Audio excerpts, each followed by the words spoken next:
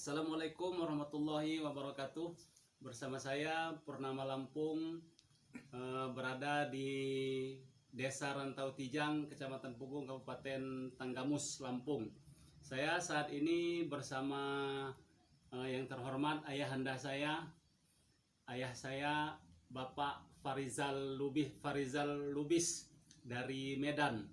Beliau punya misi, punya nazar untuk berjalan kaki dari Medan Sumatera Utara ke Papua. Mohon doa restunya pada semua sahabat siapapun dan dimanapun, khususnya yang ada di Sumatera ataupun di Pulau Jawa. Mohon doa restu dan dukungannya untuk beliau. Mudah-mudahan beliau bisa dimudahkan oleh Allah langkah kaki beliau dan mendapatkan ridho dari Allah Subhanahu wa Ta'ala. Beliau punya suatu yang agak unik, cerita unik. Beliau ini pernah mengalami mati suri selama berapa, Pak? 20 hari. Selama 20 hari. Selama 20 hari.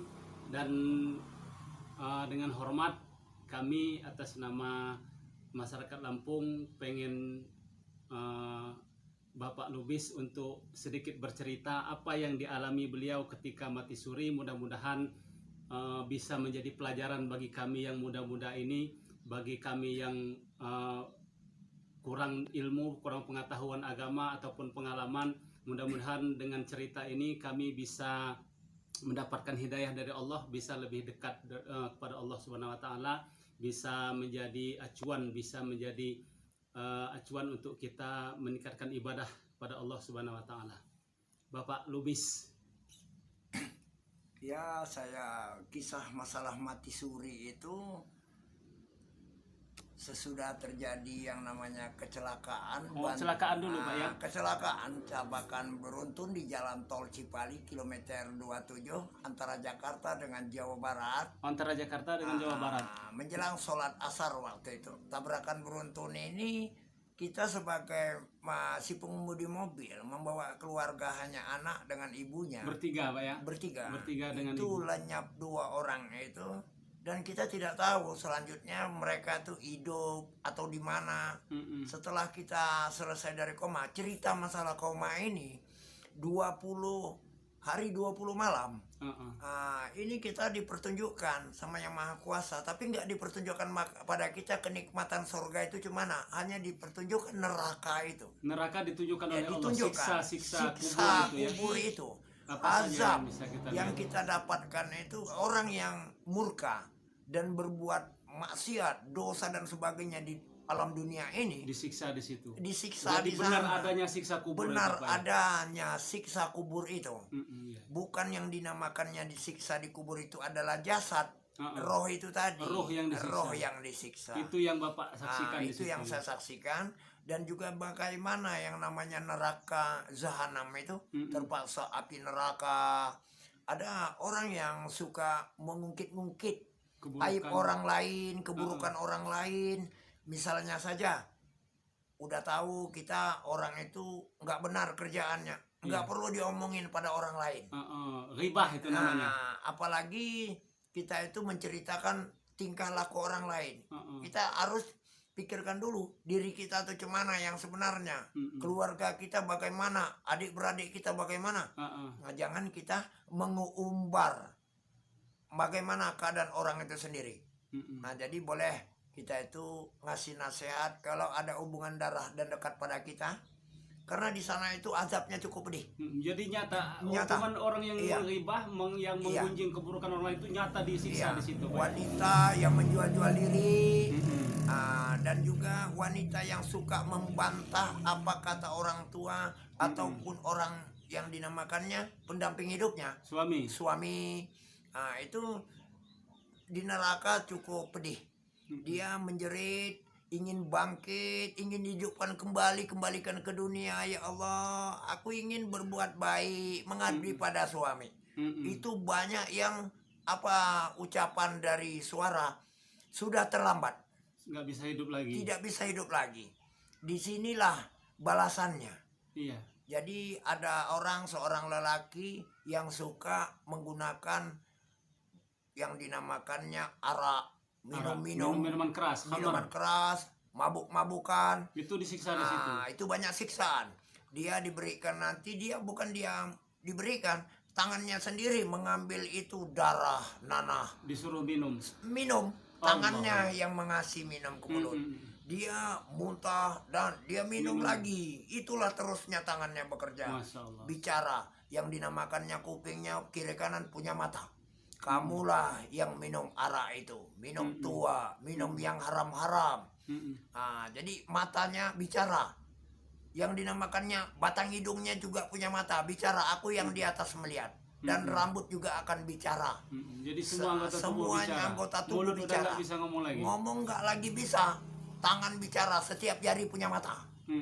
Dia akan bicara. Aku yang ambilkan minuman itu. Sekarang kamu terima balasannya. Alangkah pedih. Ada wanita menyucuk kemaluannya pakai besi panas. Bergantian dia ambilnya besi, dicucuknya sendiri. Tapi tangannya itulah yang menyucuknya. Itu Diperintah. kenapa itu? Nah, ini karena suka menjual harga diri. Menjual harga diri, Mas. Karena memikirkan dunia. Susah mencari usaha, jual diri. Kalau untuk yang menghijab, nggak pakai hijab, Yang nggak menutup pakai aurat, hijab ini ada siksanya di situ. banyak berat siksanya. Menunjukkan ke yang dinamakannya kesopanan wanita, kehormatan wanita dengan cara tidak menggunakan hijab ataupun tidak menggunakan pakaian muslimah yang bertutup aurat, pakai celana terlalu pendek-pendek. Ini membuat godaan. Ini yang dinamakannya menggoda orang yang lain jenis. Akhirnya menimbulkan murka Allah. Dosanya sangat besar, tidak akan terampunkan. Itu dari kubur udah disiksa. Nah, di kubur saya sudah disiksa. Sebelum matinya sudah juga tersiksa. Waktu malaikat akan mencabut nyawanya, itu sangat pedih. Sangat pedih. Begitu mau dicabut, dilepaskan lagi lah, menderita. Katanya lagi koma.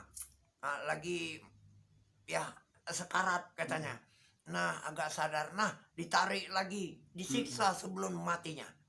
Jadi kalau bisa kita ya berbaiklah. Ibadah pada Allah. Jangan nyuruh orang kalau kita misalnya jarang ke masjid. Oi kamu Islam malas ke masjid. Nah padahal dia jarang ke masjid. Nanti apa yang ke masjid, pulang dari masjid menceritai orang. Ada sandal yang dipakai jelek, nah pulangnya sandalnya baru. Ini kalau bisa jangan. Jangan kita itu kata Ustadz, nah misalnya mari mulai hari ini kita tinggalkan yang buruk-buruk, ambil yang baik-baik. Salah pengertian. Ya, sendal yang buruk yang ditaruh. Yang buruk ditinggalkan, yang baik-baik diambil, yang bagus. Jadi kalau bisa kerjakanlah yang benar. Seperti judi itu juga tidak benar. Dan juga ada yang senang masang togel, itu sebenarnya salah, menyusahkan keluarga sendiri. Yang itu suka judi. pasang togel, Yang suka tobat. pasang togel. Yang saya pesankan setiap saya ketemu dengan orang-orang di pasar, Pak nomor petang ini, itu nomor berapa? Nah ini yang sangat menyusahkan orang yang suka pasang nomor. Akhirnya nggak sampai dananya, penghasilannya untuk keluarganya. Akhirnya terjadi perceraian dan pertengkaran dalam rumah tangga. Ini banyak. Jangan sampai dikasih kerja mulus orang kita pengadilan agama. Soalnya keluarga yang lalu itu orang pengadilan agama, urusan talak cerai. Kalau bisa ini dihilangkan urusan cerai-cerai ini. Saya nama Pak Rizal Lubis, berasal dari Sumatera Utara. Niat saya mau jalan kaki dari Medan ke Papua. Ke Papua, amin. Jadi siapa yang pernah menemui saya, mari Pak silakan naik mobil. Enggak usah diajak naik, saya enggak akan naik. Tapi kalau Anda rela ikhlas karena Allah, dukung aja saya. Bagaimana supaya ibaratnya mobil, bahan bakarnya lancar. Bahan bakarnya lancar, bisa perjalanannya bisa mulus. Jadi saya sampaikan jangan membawa pemberian, nanti ada yang mungkin simpatisan kepada saya, ketemu Pak Lubis, ini untuk bekal.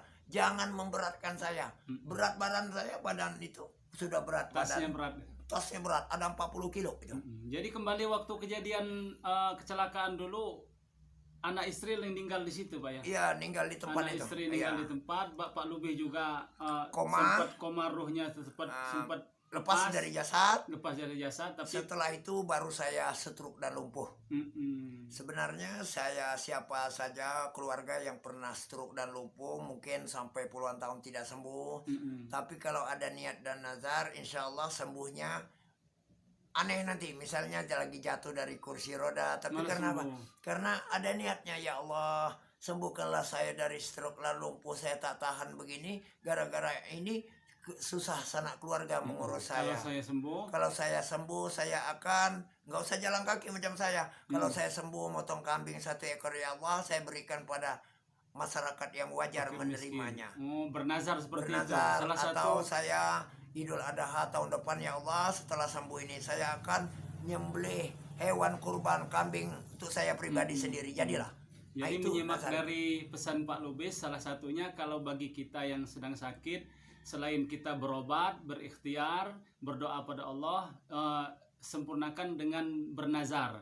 Bernazar artinya bernazar, ya Allah kalau saya sembuh saya akan bersedekah atau motong apa, saya bagikan pada fakir miskin, seperti itu ya. Iya, Karena iya, itu begitu. salah satu bisa membuka jalan kesembuhan itu Jalan dari Allah. kesembuhan. Jangan nanti kalau saya sembuh, ya Allah saya belikan orang itu mobil sebuah nyombong. Nah itu jangan. Tapi saya akan kurban, ya Allah, untuk diri saya sendiri, dan dagingnya akan dibagikan kepada yang wajar dan wajib menerimanya. Begitu, itu pesan saya itu. Pesan terakhir, salam-salam sama anak-anak keluarga yang sedang bertugas. Iya, ya Siapa-siapa sampai nama nanti. anaknya? Ya sampai nanti itu ada namanya Rahmat Firdaus. Rahmat Firdaus, tugas di Ada. mana Pak? Tugasnya di Papua. Di Papua. Rahmat Firdaus, mudah-mudahan itu sehat selalu. Kebetulannya Salam dari Bapak Lubis. ada namanya Ilham di Irian Jaya. Ilham Irian Jaya, anaknya Pak Lubis sedang bertugas di Irian Jaya. Semoga sehat Jadi, selamat. Ada juga Yang di Polwan?